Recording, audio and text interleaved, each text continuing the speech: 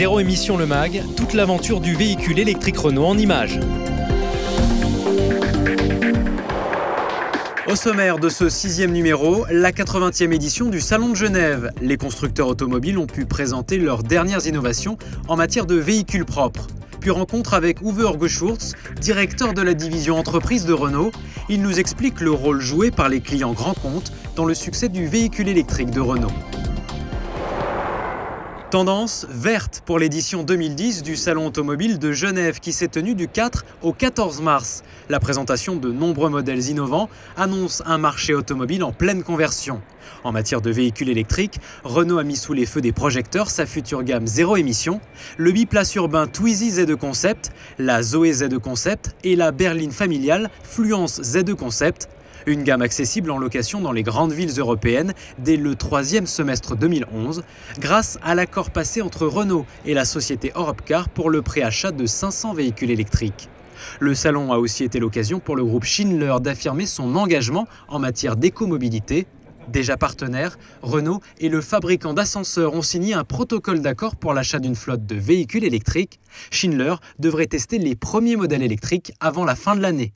Et les partenariats entre Renault et les entreprises, c'est le sujet du dossier du mois. Rencontre avec Uwe Orgeschurz, le directeur de la division entreprise, qui nous explique pourquoi le véhicule électrique est particulièrement adapté aux entreprises.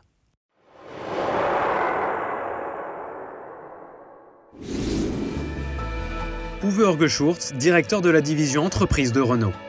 Il est évident que les entreprises, ils ont un parcours de tous les jours assez homogène, c'est-à-dire ils font tous les jours un certain nombre de kilomètres. Ils rentrent au dépôt le soir, donc c'est important pour recharger le véhicule.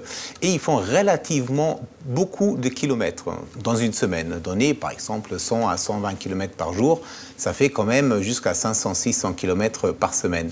C'est le contraire du particulier. Un particulier utilise le véhicule tous les jours de façon différente. Ça peut être 10 km un jour, 50 l'autre, ou en week-end carrément 200-300 km. L'investissement pour les entreprises pour acheter des véhicules électriques est assez limité. Déjà aujourd'hui, quasiment tous les clients louent les véhicules. Donc là, ça va être pareil. Ils vont considérer des véhicules comme un coût global par mois. Et ce coût global par mois ne va pas changer. Au contraire, il va même baisser. Donc l'investissement n'est pas si important.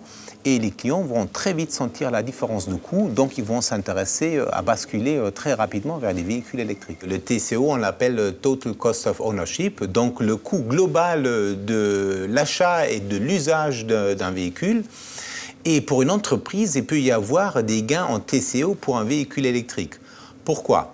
Parce qu'un véhicule électrique, pour charger la nuit, coûte à peu près 2 à 3 euros dans un pays comme la France. Donc c'est bien moins cher que s'il doit prendre l'essence qui est aux alentours de 15 à 20 euros par jour. Il est clair que la fiscalité peut pousser les entreprises dans les différents pays, en France d'abord, mais aussi dans les autres pays, à acheter un véhicule plutôt électrique car zéro émission.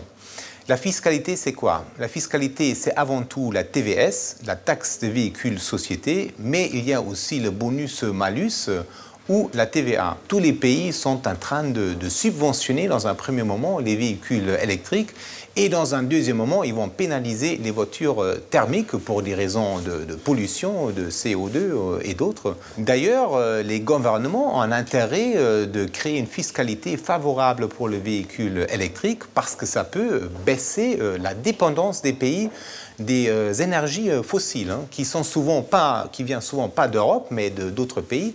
Or que l'électricité, on peut la produire relativement bon marché dans nos pays en Europe.